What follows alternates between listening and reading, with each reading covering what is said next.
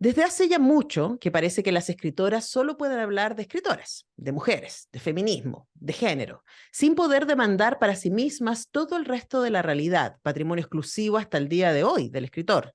Y fue por eso que pensé estas conversaciones como un espacio para explorar la superficie y los confines de la escritura, aventura galáctica y marciana, en tiempos en que los literatos hablamos tanto del mercado y tan poco de la literatura. Eso es parte de las reflexiones que la académica, crítica y escritora Lorena Amaro hace en la introducción de este estupendo libro que además tiene una bellísima portada que se llama Recolectoras, conversaciones con 10 escritoras latinoamericanas contemporáneas, que reúne conversaciones largas y profundas sobre el ejercicio de escribir, sobre los imaginarios, sobre la relación con el tiempo, con la historia, con el feminismo y más, con gente como Mariana Enríquez de Argentina, Nona Fernández, Liliana Colassi de Bolivia, Alejandra Costamaña, Verónica Gerbe Bisechi, Selva Almada, Fernanda Trías, Claudio Yoa Donoso, Margarita García Roballo y Samantha Schweblin. Miren qué belleza de lista, miren qué belleza de libro, y le damos la bienvenida a Lorena Amaro, a quien tenemos al otro lado del Zoom. Lorena, ¿cómo estás? Bien, muy bien, gracias Antonella. Todo bien, muchas gracias por la lectura. Bueno, muchas gracias por también el tiempo para conversar con nosotras acá en el programa de Recolectoras, y tú partes la introducción que luego nos invita a seguir las entrevistas reflexionando respecto a algunas imágenes que aparecen de manera constante en las conversaciones que tienes con este grupo de escritoras, y una de esas es la imagen de la recolectora, ¿no? Que citas ahí también la película de las espigadoras, ¿cierto? Y esta idea, una cita hermosa de Úrsula K. Le Guin, a quien amamos, esta idea de que mucha escritura hecha por mujeres tiene que ver con la capacidad de visibilizar y recuperar historias e imágenes que parece que han quedado fuera del canon, ¿no? Hablemos un poco de esa imagen tan potente con la que partes el libro. Sí, bueno, son imágenes que proponen ellas mismas. Son imágenes que surgen de la conversación con las escritoras, cuando varias de ellas me comentan la idea de la recolección o la idea, por ejemplo, del compostaje o la idea de ser mediums. Todas estas ideas confluyen en algunos puntos, como tú bien has observado. Por un lado, el archivo, el hecho de poder rescatar cuestiones que habían quedado de un lado de las historias oficiales o de los cánones, que creo que también algo de eso hay, por ejemplo, el tema del medio, ¿no? El hacer hablar a ciertos muertos, ¿no? A ciertas voces que no están instaladas en la cultura, que no están instaladas en la reflexión política. La idea del compostaje también tiene que ver con la reescritura, y que creo que esa es una de las labores, bueno, ya lo venía diciendo desde mucho antes Adrián Rige en los años 70, ¿no? Que decía, ¿no?, la importancia de la relectura y de la reescritura para el feminismo. Y yo creo que son las dos cuestiones que como se aunan en estas imágenes. Por un lado, rescatar archivos, rescatar lo que no está, y por otro lado, reescribir lo que sí ha sido escrito, pero siempre desde una lógica o desde una óptica más patriarcal, ¿no? En ese sentido, ¿no? La idea de la espigadora, los espigadores son los que recogen lo que quedó de una cosecha, ¿no? Cuando ya todo se ha ido, cuando son los que recogen después, ¿no? Y creo que todas ellas comparten ese sentimiento, que también es una forma de pensar la autoría de las mujeres o la escritura de una manera más colectiva, no pensado, digamos, desde la originalidad o la genialidad de un sujeto individual, sino que más bien desde algo que está en lo colectivo y que ellas van compostando y que ellas van reelaborando. Así que me interesó como imagen. No sé cuál va a ser la imagen con que se van a pensar los escritores o las escritoras en 20 años más, pero esta en este momento me pareció muy sugerente también en su relación con el capitalismo, con la acumulación, con el consumo, ¿no? Esto es ir buscando lo que ha quedado, ¿no? Claro, claro, y además con su relación con el canon, ¿no? Y quizás esa es una pregunta que aparece y que ha aparecido para quienes hemos estado ahí como rayando con la literatura de mujeres en los últimos años, y que tiene que ver con que existió una cosecha. Ha existido por los siglos, ¿cierto? Una cosecha que ha dejado fuera a las mujeres y que ha dicho, esto es lo valioso. Estos son los temas valiosos, estos son los puntos de vista valiosos, y estos son el tipo de personas que puede escribir algo que sea valioso, ¿no? Entonces, claro, eso pasa y arrasa. y vienen atrás todo este grupo de mujeres con un talento increíble diciendo, bueno, pero ¿y lo que quedó fuera? ¿Qué pasó con las otras voces, no? ¿Por qué esa imagen fantasmagórica también que aparece, no? Y no solamente de manera evidente desde el género, como en el caso de Mariana Enríquez, sino desde la memoria en el caso de la nona. Entonces, hablemos un poco también del canon, ¿no? Y de la escritura, no sé si en contra, pero en el margen. Mm. Sí, mira, hay dos cosas que quiero decir sobre lo que estás comentando. La primera, que pienso mucho, hace un tiempo estuvimos hablando aquí de la colección de la Biblioteca Recobrada de la Universidad Alberto Hurtado. Mm. En esa colección hay un libro de Mercedes Valdivieso, que es un libro sobre China. Y ahí tú tienes el mismo caso, o sea, Mercedes Valdivieso fue aplaudida en tanto escribió La Brecha, porque se vio que eso era una literatura de mujeres, era sobre una mujer, en fin. Pero cuando Mercedes Valdivieso escribió este libro sobre China, con juicios muy contundentes sobre la vida política que había allá, como que para algunos fue muy comunista, para otros fue muy de derecha, o no sabía de política. Entonces, ese libro no tuvo muy buena recepción, es más, fue como súper olvidado, desplazado, y eso tiene que ver con lo que ocurre cuando las mujeres ingresan o tratan de hacer valer sus voces en un ámbito que no ha sido acotado para ellas. Entonces, no es que está ocurriendo solamente ahora, ¿no? Sino que también esas formas de trabajar, ¿no? Y de excluir del patriarcado ya estaban en los años 60 y estaban mucho antes con muchas autoras que por los temas que abordaban o por sus intrusiones en lo que era el capital no masculino, eh, no eran escuchadas o no eran oídas o eran como minorizadas, ¿no? Y luego también pensaba en otra cuestión, ¿no? Sobre cuando dijiste lo de los espectros. Mark Fisher escribe sobre el tema de los espectros a raíz del capitalismo y plantea hasta qué punto nos constituye lo que no hemos sido, ni lo que seremos, ni lo que llegaremos a ser. Y creo que en ese sentido también el feminismo y las mujeres cargamos con toda esa espectralidad para definirnos a nosotras mismas. Siempre se nos ha definido por lo que no somos. Siempre se nos ha definido el psicoanálisis, en fin, la subjetividad femenina era como algo que no se trabajó con profundidad desde la filosofía o no se quería ver desde la filosofía hasta el siglo XX. Entonces, hay alguna relación con lo espectral, con lo que no ha sido o con lo fantasmagórico, que está muy presente también en la escritura de todas ellas.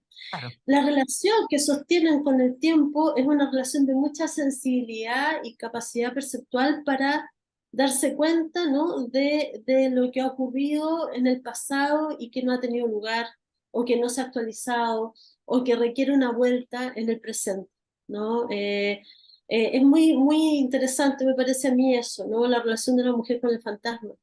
Ahora, es súper interesante también, Lorena, porque hay un ejercicio de encontrar como los códigos que están presentes y al mismo tiempo de celebrar la diversidad, porque son escrituras súper, súper distintas en términos estéticos, también en términos temáticos, que tienen además orígenes distintos, pueden estar aunadas, uno podría decir, por generacionalmente, porque son desde principios de los 70 hasta mediados de los 80 sus fechas de nacimiento, entonces sí hay una cosa generacional que por supuesto casi todas ellas marcadas, y nosotras también, las que estamos conversando acá, por las dictaduras, ¿cierto? Y aparece también todo ese mundo común que compartimos, pero una cosa, como tú decías antes, que se ha hecho con las escrituras de mujeres es tratar de disminuirlas bajo el título, ¿no? Libros de mujeres. Como si fuera un género, como si habláramos de terror, fantástico, ciencia ficción, etcétera. Y aquí también hay una rebeldía contra eso. Yo creo que tus conversaciones dan cuenta de eso, ¿no? De decir, son tan distintas. Sí, y bueno, el problema es que siempre están las etiquetas, ¿no? Y varias de estas autoras ya lo viven, ¿no? Hay como, sobre todo yo creo que la prensa española, y lo he visto mucho en la academia también de acá, yo estoy en este momento en España,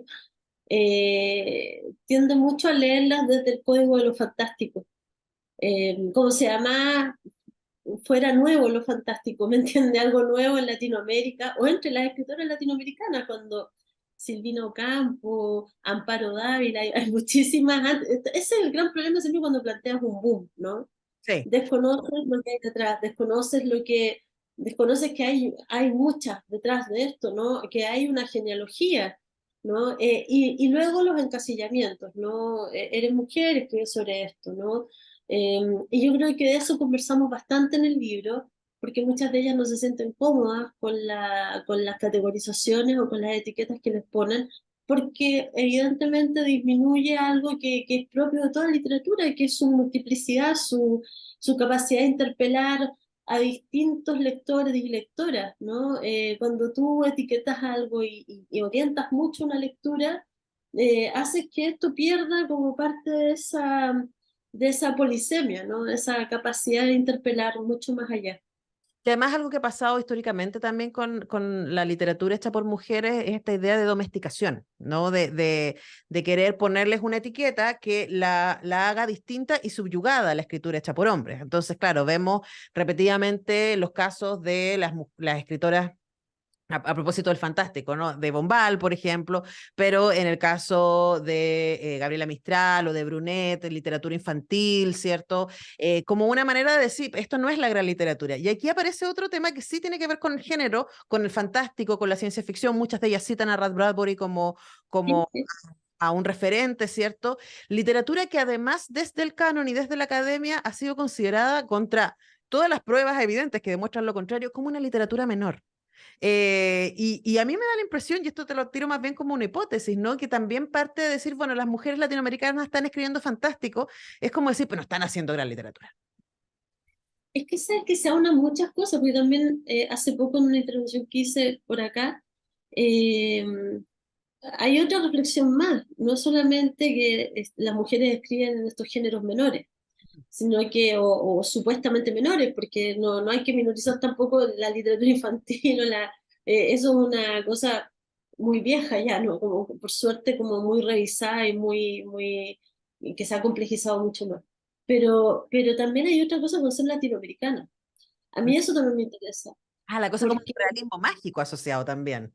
exactamente, porque primero los filias hacen una afiliación con el boom que es latinoamericano y que para Europa fue la rareza, el extraño, el otro, era como reeditar, para mí, a mi modo de ver es reeditar lo que plantea Todorov sobre el encuentro, ¿no? Del mundo hispánico, Colón, con el mundo americano, ver en el otro la extravagancia, la rareza, la monstruosidad, digamos. Entonces, también la escritora, el hecho de ser mujer ya te hace rara, entre comillas, es hecha rara por sus pares varones, por el campo literario, se las hacía raras, ¿no? Se las hacía extravagantes, se las hacía mujeres fatales, se las hacía, ¿no? Figuras que rayaban en la monstruosidad por el hecho de ser mujeres y escritoras. Y en este caso también son latinoamericanas.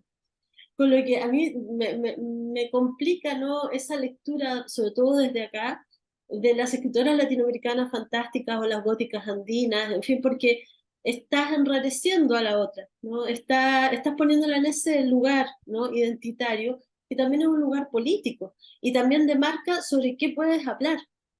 A mí me parece que todo eso, o sea, y por eso también en el libro quería hablar de cosas que tal vez no se reiteran tanto en los espacios como las ferias. Yo he estado bastante en ferias o en congresos en que está muy bien, la literatura de las mujeres actualmente está mostrando realidades que estaban soterradas, realidades que tienen que ver con la corporalidad, con la enfermedad, con la maternidad, con mil historias, ¿no? Pero lo que pasa con eso, digamos, es que no se pueden salir de ello. Mm. No se pueden salir de ello. O sea, si te hacen la mesa y la mesa es sobre maternidades, la mesa es sobre las escritoras anteriores, sobre genealogía, pero las mujeres escritoras también pueden hablar de su gusto o no por Ray Bradbury, o sobre la ciencia ficción, o sobre la política de su país, porque también en algunos casos en las entrevistas les pregunté específicamente por cuestiones políticas, porque me interesaba escuchar qué es lo que decían de eso. Porque a veces eso se pierde en esta reiteración, y me preocupaba también que el libro se viera como parte de esa misma Parte. reiteración. Sí. ¿Sabes? Que no se viera como un gueto y creo que lo más importante ahí es decir, bueno, pero estamos hablando precisamente de aquello de lo que no nos permiten reiteradamente hablar. Claro. Eso, No, además que yo creo que pasa, por lo menos a mí me pasó como lectora, habiéndolas leído la mayoría de ellas también, y conversado con algunas de ellas, es cada entrevista es muy distinta y yo creo que eso también es muy interesante tu ejercicio como entrevistadora, pues son más bien conversaciones con respuestas largas, ¿cierto? Y donde tú te metes en los temas, las dejas desarrollar, de verdad es muy entretenido y quiero sobre todo decir esto porque a lo mejor ustedes piensan, bueno, Lorena Amaro es una destacada crítica y académica, entonces el libro debe ir para ese mundo y la verdad es que sí, pero no, o sea, sin duda es un libro que esperamos estudien en las escuelas de literatura talleres de escritura y bla, pero es un libro para quienes están haciendo preguntas respecto a qué se está escribiendo, desde dónde, por qué, cuáles son las decisiones que toma una escritora cuando decide ir por un lado o por otro. Hay cosas súper fascinantes en este libro y de verdad yo se los recomiendo. Yo, de verdad, Lorena, lo he disfrutado mucho. Así que te doy las gracias por eso, por tus preguntas y sobre todo por este tiempo con Radio Universidad de Chile. Nada, muchas gracias a ti, Antonella, y por la posibilidad de hablar del libro. Gracias. Bueno, un abrazo que te llegue hasta España. Nosotros tenemos que ir despidiendo el programa de hoy día, viernes, y mañana yo regreso con mis compañeritos a hacer la República de las Letras. Recuerden que estamos haciendo este ciclo dedicado a la memoria y mañana vamos a tener un hecho histórico. Por primera vez vamos a analizar, comentar una novela gráfica. Vamos a estar hablando de los fantasmas de Pinochet. Así que no se lo pierdan, va a estar muy, muy entretenido. Novela gráfica de Félix Vega y Francisco Ortega, y de verdad a mí me encantó. Así que vamos a ver qué opinan los compañeros. Y el lunes a las 10 volvemos a hacer un semáforo. Que estén muy bien.